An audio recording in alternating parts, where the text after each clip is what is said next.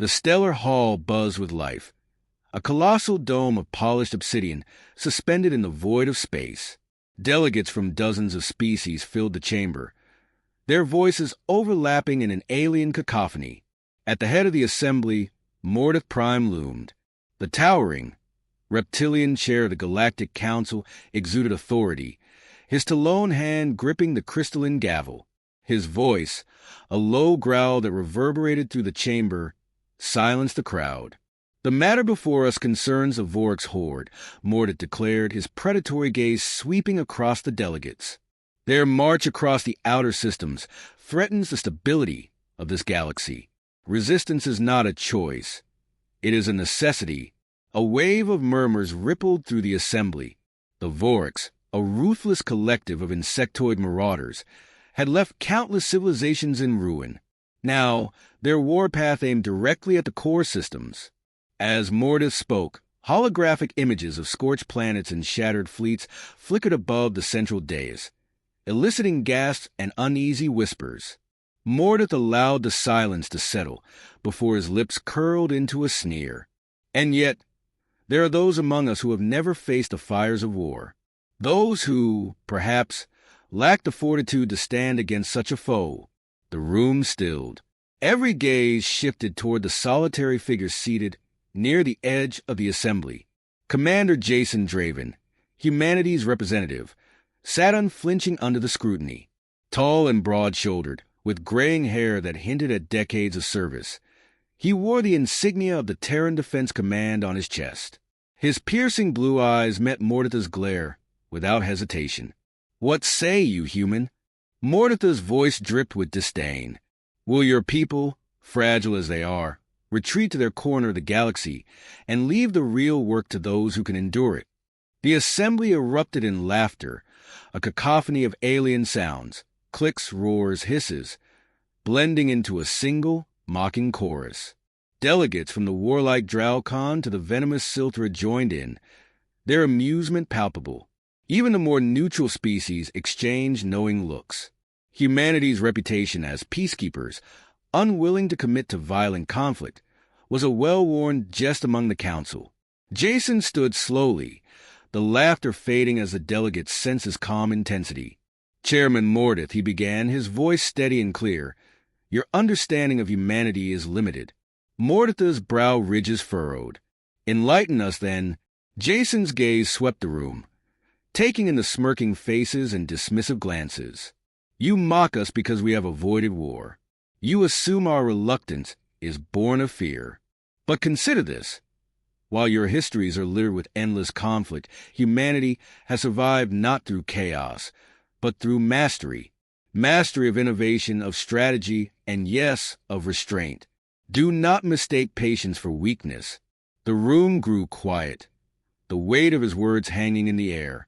Yet Mordeth was unimpressed. "Fine words, Commander, but words will not stop the Vorix. If you intend to sit idly while others fight, say so plainly."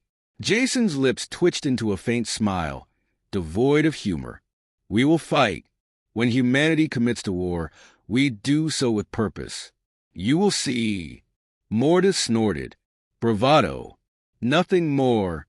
A ripple of murmurs followed, some skeptical, others intrigued. Jason met the stares of the gathered delegates, his expression unwavering. He let the silence stretch, his calm confidence filling the void left by their doubt.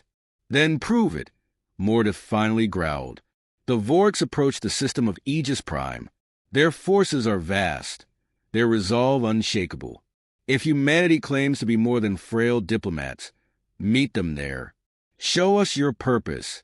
Jason inclined his head. "We accept." The declaration sent a ripple of surprise through the assembly.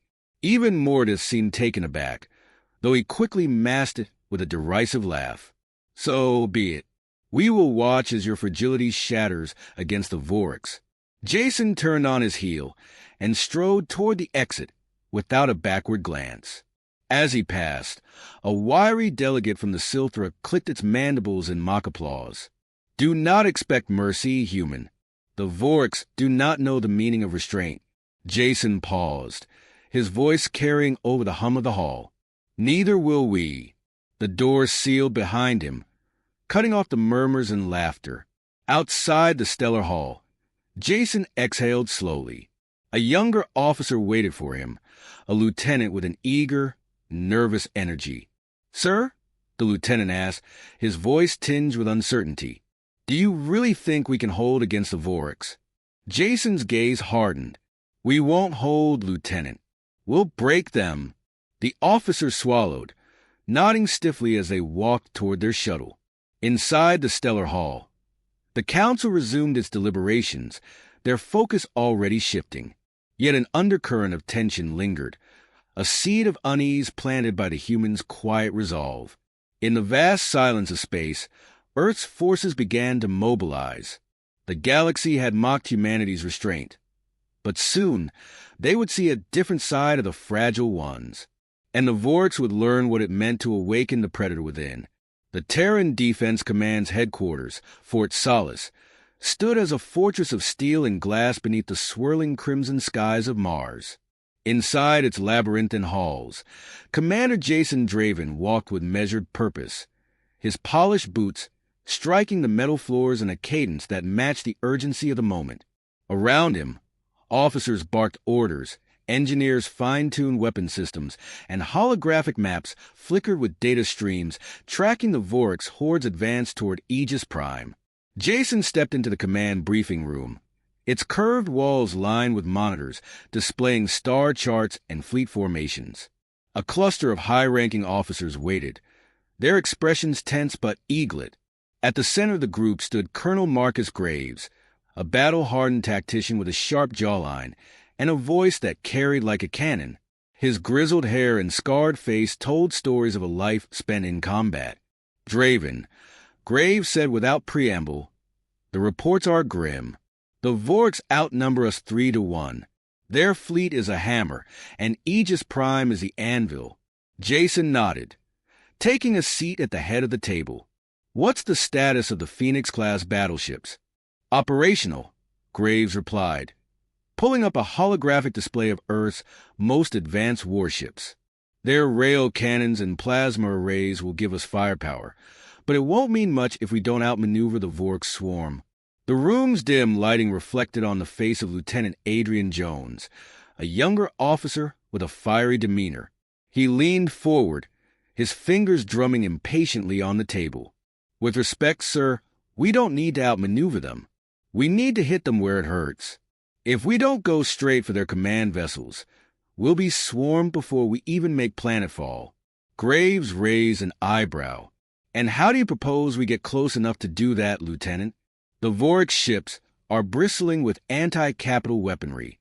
Adrian met his gaze without flinching.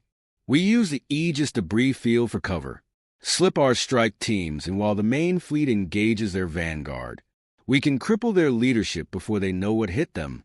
Graves snorted. "Bold, reckless, could get half our fleet annihilated." "That's enough," Jason interjected, his voice calm but firm. The room fell silent as he stood, gesturing toward the holographic map. "Jones is right about one thing. We need to take the initiative. But we do it with precision, not desperation." He manipulated the display, zooming in on Aegis Prime and the surrounding systems. "We'll divide our forces. The Phoenix class will engage the Vorax head-on, drawing their fleet into a controlled engagement. Meanwhile, our strike teams, equipped with cloaked dropships, will infiltrate their rear guard and disable their command vessels. If we succeed, we'll collapse their coordination." The officers exchanged glances. Graves rubbed his chin, begrudging admiration flickering across his face. "It's a gamble, but it's the best shot we've got." Jason nodded, and humanity has always thrived on calculated gambles. The briefing ended, and the officers dispersed to their tasks. Jason lingered, staring at the holographic projection of Aegis Prime. He felt the weight of his decisions, the lives that would soon be placed on the line. The galaxy doubted humanity's resolve, but he knew this was their moment to prove otherwise. In the training bays, Lieutenant Jones led a squad of soldiers through grueling combat drills. The air was thick with the sound of weapons fire and the metallic clank of exosuits. Each soldier moved with precision, their bodies enhanced by cutting-edge neural implants that amplified reflexes and strength. Jones moved among them, shouting corrections and encouragements. "Faster! The Vorks won't wait for you to find your footing," he barked as a young private stumbled in her exosuit. The drills ended with a simulated Vorks assault. Jones's team emerged victorious, their movements synchronized and deadly. He nodded in approval, though his expression remained hard. "Good work. But don't let it go to your heads.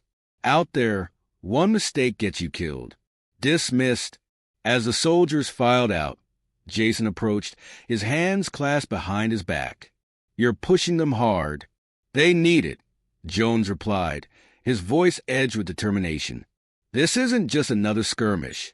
If we fail—" "We won't fail," Jason interrupted, "because we don't have the luxury of failure." Jones met his commander's gaze and gave a curt nod. "Understood, sir." In the engineering hangar, Colonel Graves inspected the fleet's weaponry. Massive railguns and missile pods were mounted onto ships as drones buzzed overhead, delivering precision-calibrated components. Graves ran his fingers over a freshly installed plasma array, nodding approvingly. "You've outdone yourselves," he said to the lead engineer, a wiry man with grease-streaked hands. "These cannons might just give us the edge we need." "They'll do more than that, Colonel," the engineer replied. "They'll make the Vorks regret ever coming near our systems." Graves smirked. "Let's hope you're right." By the time the preparations were complete, the fleet was assembled above Mars, a constellation of ships gleaming against the darkness of space. Jason stood on the bridge of the TDS Eaglet, his flagship, watching as the final deployment orders were transmitted. "Sir," Graves said from his station, "the fleet's ready. Just say the word." Jason's jaw tightened as he stared at the holographic projection of the Vorks advance. Aegis Prime was a speck of light surrounded by encroaching darkness, but he felt no fear, only resolve. "Then let's show them what humanity is made of," he said. "Engage the fleet." As the ships began their burn toward the war zone, Jason allowed himself a rare moment of reflection. The galaxy had doubted humanity's strength, but soon the Vorks would learn what it meant to challenge Earth's resolve. The battle ahead was uncertain, but one thing was clear. Humanity would not go quietly into the void, and the stars themselves would bear witness. The Terran fleet dropped out of hyperspace, emerging into the chaos over Aegis Prime. The void was alight with streaks of plasma and railgun fire, a deadly storm that enveloped the blackness of space. Jason Draven stood on the bridge of the TDS Eaglet, his gaze fixed on the swarm of Vorks vessels, a brutal, shifting mass of ships with organic, insectoid designs that seemed to arrive like a nest of hornets disturbed. "Enemy ships closing in, Commander," came Colonel Marcus Graves' voice, steady yet charged. He stood by the tactical station, orchestrating their every move. "They're coming in heavy, just as we planned," Jason replied, his voice calm. "Initiate the flanking maneuver. Pull the Phoenix-class ships to the front and angle toward their vanguard. Let them think we're going for a head-on engagement." Graves nodded sharply. "Aye, sir." Redirecting power to forward shields and weapons. On the forward screens, humanity's fleet reformed, a wall of metal and firepower facing down the oncoming Vorks. The Phoenix-class battleships held the line, their gleaming hulls bristling with weaponry. A volley of railgun fire erupted from their bows, tearing through the nearest Vorks cruisers and creating temporary pockets of empty space. Lieutenant Adrian Jones's voice crackled over the comms. "Strike Team Alpha moving into position. Engaging cloaking systems." Jason's gaze shifted to a smaller monitor displaying Jones's team aboard a cluster of stealth-equipped dropships, each one carrying specialized units trained for precision and destruction. Their mission was simple yet lethal. Infiltrate the heart of the Vorks fleet and destroy the command vessels, crippling the Horde's coordination. "Stay sharp, Jones," Jason said. "They won't give us a second chance." Jones's grin was audible in his response. "Understood, sir. Strike hard." strike fast. As the Eaglet continued its assault, the battle intensified. The Voryks responded with vicious ferocity, their ships forming a jagged wall of defensive fire. Human destroyers darted between Voryks vessels, unleashing rapid bursts of missiles that detonated in blinding flashes. Jason watched the battle unfold. The precision of humanity's tactics contrasted against the frenzied, relentless onslaught of the Voryks. "Commander, Voryks reinforcements inbound on our starboard side," reported an ensign, her voice tight with tension. "They're attempting to box us in." Graves barked out orders, his voice cutting through the mounting tension. "All ships, prepare for evasive maneuvers. Redirect fire to the starboard sector. Keep them from closing the gap." On screen, the Eaglet's secondary turret swiveled, spitting concentrated plasma bursts into the approaching Voryk ships. The human fleet was outnumbered, yet every Terran ship moved with disciplined precision, anticipating the Voryks' chaotic tactics. Jason could see the cracks forming in the alien swarm, the beginnings of a rift that might just tip the battle in their favor. Meanwhile, Lieutenant Jones and his strike team slipped through the fringes of the battlefield, their cloaked dropships weaving between wreckage and debris. Through his HUD, Jones could see the Voryks command vessel looming ahead, a grotesque, hive-like ship pulsating with dark, organic energy. "Alpha Team, prepare for boarding," Jones ordered. "We're going in quiet, but be ready to go loud at a moment's notice." His squad acknowledged, their faces grim yet determined. Each of them had trained for this moment, for the chance to prove humanity's mettle against the galaxy's deadliest enemies. As they drew closer, Jones steadied his breathing, focusing on the task at hand. Back on the Eaglet, Jason monitored the progress of Jones's team with a steely gaze. The main fleet continued its assault, creating the necessary diversion, but the clock was ticking. Every second they held the Voryks at bay was a second closer to the chance they'd be overwhelmed. Then, in a flash, an alert blared across the bridge. "Voryks dreadnought approaching. Bearing down on us, all guns ready," the tactical officer shouted, her hands moving over the controls with frenetic speed. Jason leaned forward, eyes narrowing. "Colonel Graves, I need that dreadnought neutralized. Use everything we've got." Graves smirked, his fingers flying over his console. "With pleasure, sir." The Eaglet launched a barrage of high-yield plasma torpedoes, each one streaking through the void like miniature suns. They detonated against the dreadnought's hull, tearing through its organic armor in a chain reaction of explosions. The colossal ship shuddered, its hull buckling under the onslaught until it split apart in a blaze of light and fire. Meanwhile, on the Voryks command vessel, Jones and his team breached the outer hull, slipping through dark, humid corridors that echoed with alien shrieks. The squad moved in formation, weapons raised and senses heightened. As they approached the command center, Voryks warriors lunged from the shadows, brandishing serrated weapons.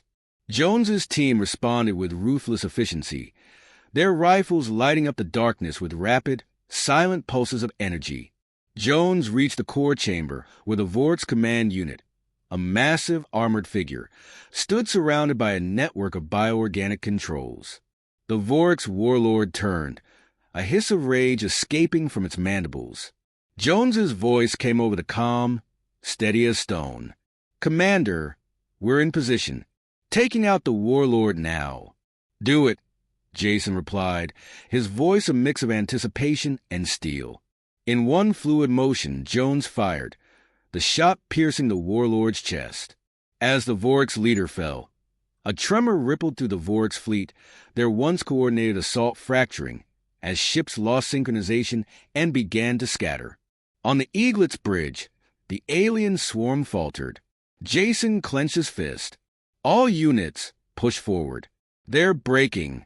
The human fleet surged, exploiting the disarray. Terran ships poured into the Voryks' ranks, overwhelming them in a coordinated assault. The tide of battle had turned. The Voryks ships splintered, their formations dissolving as panic took hold. As the last of the Voryks retreated, A heavy silence settled over the bridge. Graves turned to Jason, a rare grin breaking through his hardened features. "Looks like they underestimated us, Commander." Jason's expression remained calm, but his eyes gleamed with satisfaction. "Let's hope they remember that." The screen shifted to show Aegis Prime, safe and untouched beneath the stars. For humanity, this victory was just the beginning. The Galactic Council convened once again, this time in uneasy silence. The sprawling stellar hall, once filled with mocking laughter, now hummed with tension. Holographic displays floated in the air, replaying fragments of the battle over Aegis Prime. Vorik ships exploding, human fleets moving with razor-sharp precision, and the climactic retreat of the once mighty horde. The delegates watched with wide eyes, their expressions ranging from astonishment to begrudging respect. Mordeth Prime, the reptilian chairman, sat motionless at the head of the assembly, his talon fingers steepled before him. The room's focus shifted to the solitary figure standing in the center of the chamber. Commander Jason Draven, clad in his battle-worn uniform, bore the marks of the conflict with quiet pride. His expression remained composed, though the fire in his eyes spoke volumes. "Commander Draven," Mordeth began, his gravelly voice stripped of its earlier derision, "the Council has reviewed the battle reports. The Vorik's horde, a scourge that has terrorized countless civilizations, has been repelled by your people." Murmurs rippled through the assembly, but none dared to interrupt. Jason stood tall, his presence commanding the attention of even the most skeptical delegates. Mordeth continued, his tone cautious. "We were mistaken in our judgment of humanity. Your victory at Aegis Prime was not merely an act of defense. It was a demonstration of strategy, resilience, and, above all, an unwavering will to survive." Jason inclined his head slightly. "Humanity has always adapted to survive, Chairman. When threatened, we rise." From the sidelines, Colonel Marcus Graves observed with arms crossed, his sharp eyes scanning the room. Beside him, Lieutenant Adrian Jones leaned against a pillar, his expression a mix of pride and defiance. Both men had endured the battle alongside their crews, their efforts now etched into history. A wiry delegate from the Silthra, its chitinous form glistening in the chamber's light, clicked its mandibles and addressed the room. "The question remains human. Was this victory merely luck? Or can your species truly stand among the galaxy's greatest warriors?"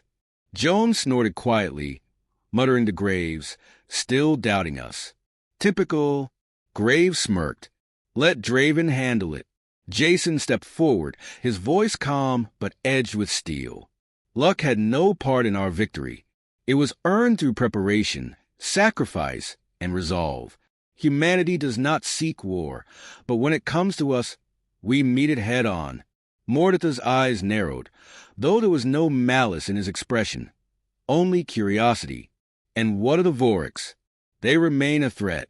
Will humanity stand with the Council to ensure their final defeat?" Jason's gaze swept across the delegates. "We will stand with those who respect us as equals. Humanity will not be mocked or dismissed again. Let this battle serve as a reminder. Underestimating us is a mistake you won't make twice." A heavy silence filled the hall, broken only by the hum of the holograms.